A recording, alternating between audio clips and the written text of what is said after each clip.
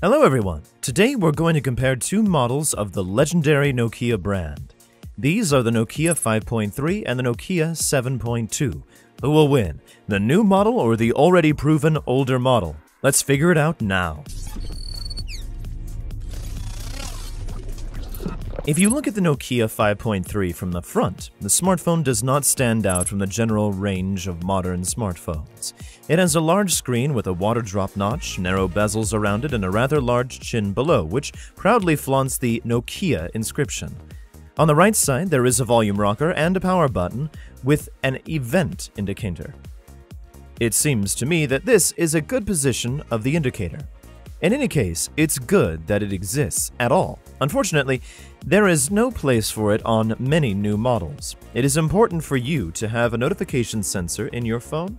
Please write in the comments below this video, and we will go further. On the left side of the phone, there is a call button for the voice assistant and a tray for SIM cards and SD flash drives, which are installed in a separate slot. Above, there is the earpiece, headphone jack, and noise-canceling microphone. On the bottom of the phone, we see a microphone, speaker, and USB Type-C connector. The back panel is made of ordinary matte plastic, which the manufacturer and advertising for some reason calls as a composite material. On the top, there is a nice circle with 4 cameras. Of course, this is not a unique design, but this solution looks fresh and interesting. The fingerprint scanner is located just below the camera block. It works accurately and fairly quickly. The smartphone is available in turquoise, gold, and gray colors. The new model completely repeats the design of the Nokia 7.2. The buttons and connectors are the same and located in the same places. There are some small differences. For example, the Nokia 7.2 has a slightly smaller screen and the back panel is made of frosted glass. The use of such glass immediately gives the phone a more expensive look. The frame, however, is not metal.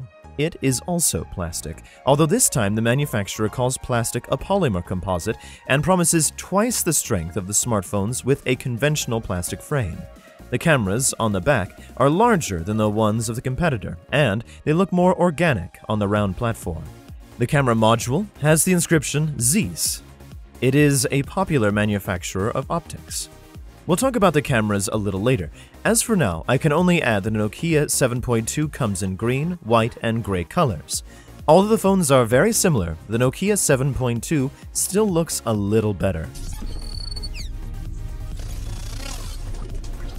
The screen of the smartphones are made using the IPS technology. The diagonal of the Nokia 5.3 is slightly larger.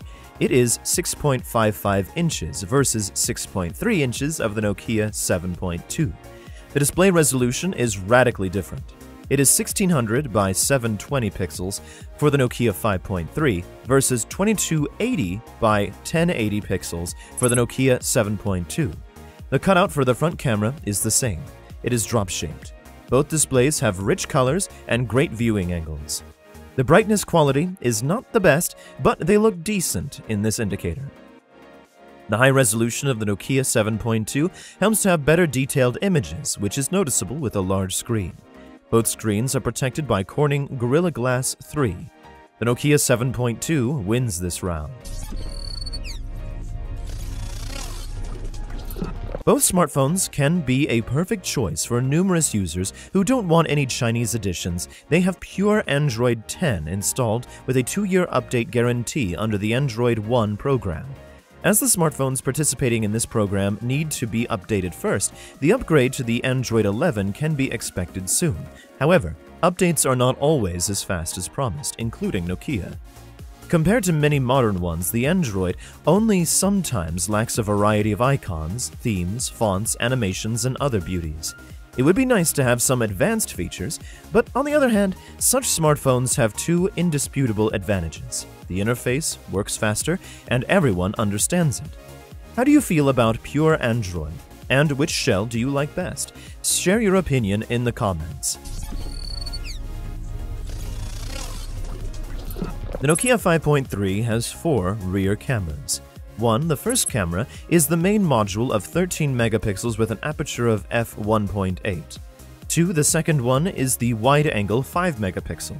3. The third is the 2 megapixel macro camera. The fourth is the 2-megapixel depth sensor. Taking into account the modest characteristics of the main camera, the quality of the photos is not bad. They have fairly accurate color reproduction and good clarity in good lighting. And with a lack of the light, everything is quite sad. The photos are very noisy. The details quietly drops sharply. The quality of shooting with the wide-angle camera is mediocre, especially if the lighting is not ideal. The macro camera also cannot give very good results. The Nokia 7.2 is equipped with a rear camera with 3 modules. The first one is the main 48-megapixel sensor with a Samsung GM1 sensor and an f1.8 aperture. 2. The second is the ultra-wide-angle 8-megapixel. 3. The third is the 2-megapixel depth sensor. The manufacturer advertised the Zeiss optics in this model a lot, but I haven't noticed any advantage over the numerous competitors with 48MP cameras. Yes, the Nokia 7.2 shoots better with the main camera than today's competitor, but it's not that difficult to overcome this. During the day, the pictures are detailed, clear, and bright, sometimes even too bright. The shades of red are especially oversaturated.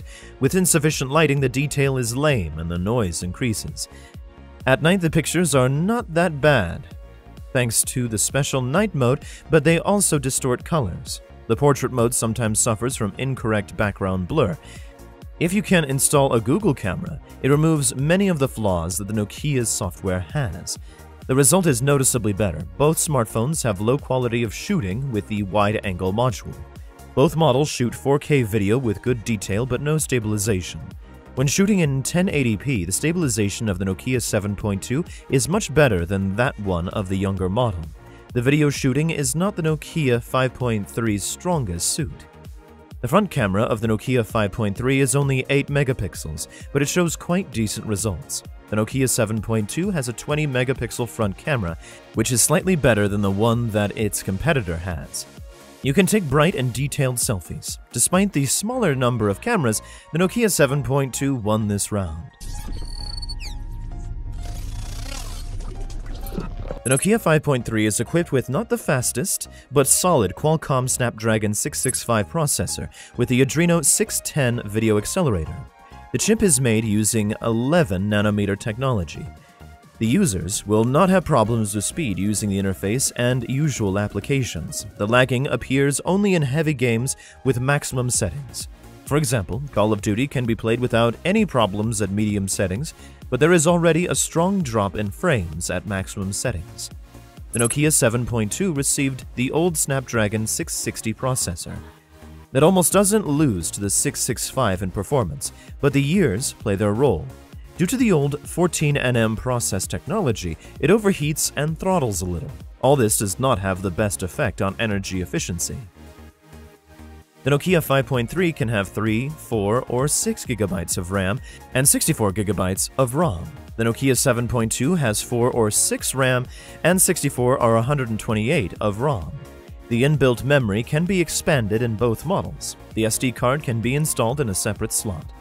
In terms of performance, the Nokia 5.3 has won with a slight advantage. The smartphones support all popular frequencies. There is 4G on both SIM cards and dual-band Wi-Fi. The smartphones have everything in order with navigation, the GPS and GLONASS are supported. The satellites are found quickly. The route is kept confidently.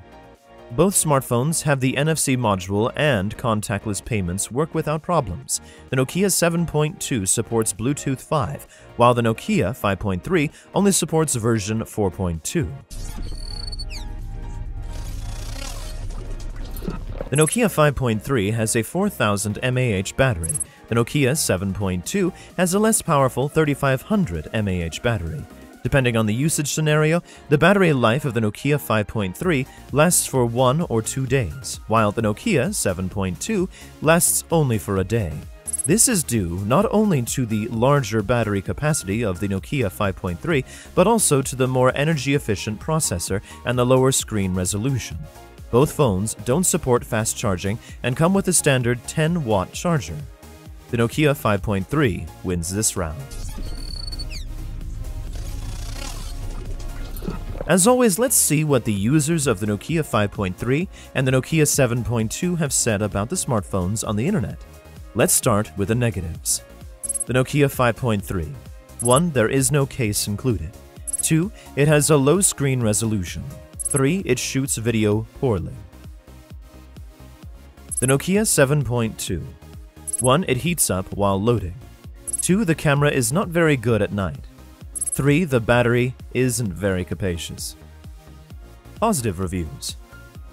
The Nokia 5.3. 1. It's possible to expand the memory with a separate slot. 2. It has a fast fingerprint scanner. 3. It is pure Android. 4. The autonomy is high. The Nokia 7.2. 1. It has high-definition screen. 2. The camera is nice. 3. The autonomy is high. 4. There is an NFC module.